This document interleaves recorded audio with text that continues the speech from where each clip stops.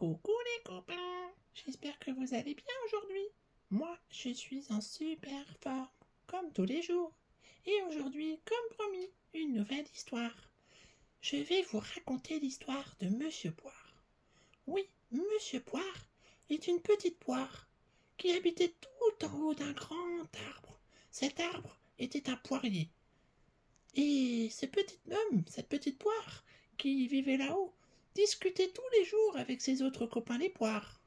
Mais avec le temps qui avançait, chaque jour, des poires tombaient par terre et disparaissaient.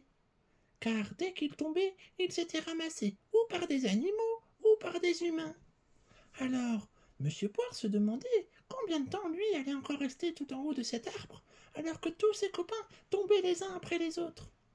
Puis, un jour, ce fut son tour. Plouf! Il tombit par terre.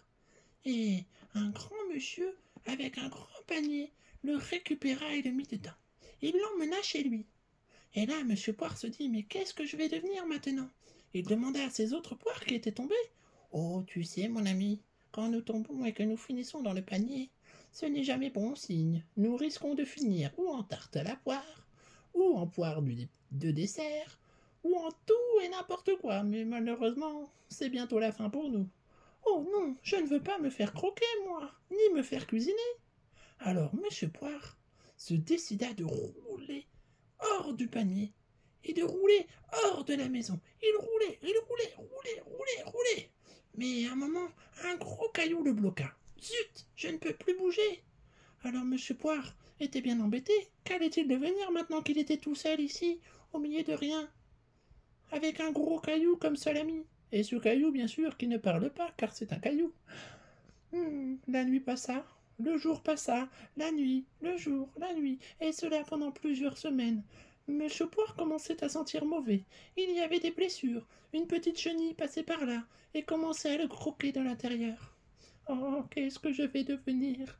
Je vais bientôt devoir disparaître, je pense. Puis, une grosse averse, beaucoup de pluie. Et Monsieur Poire commençait à devenir tout trempé et tout mouillé. Et puis là, plaf, un gros monsieur qui lui a marché dessus sans même le voir. Écrasé. Monsieur Poire ne ressemblait plus à une poire maintenant. Il était devenu un pâté écrasé. Un bout de poire tout cracraberque, tout écrabouillé. Qu'est-ce que je vais devenir? Je ne ressemble plus à rien. Puis le temps passait. Les feuilles des arbres tombaient. Et Monsieur Poire se retrouvait bientôt complètement enseveli sous les feuilles et sous la terre qui grandissait par-dessus. Monsieur Poire passa l'hiver ainsi.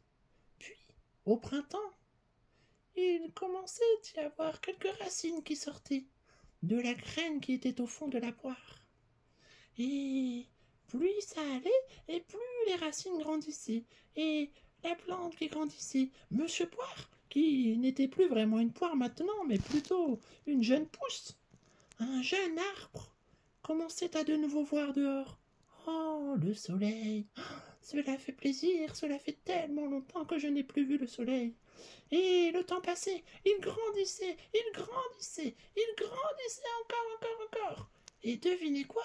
Monsieur Poire bientôt fit des branches, puis des feuilles. Et encore quelques années, Monsieur Poire devenait un vrai petit arbre, et des petites poires poussaient à ses branches.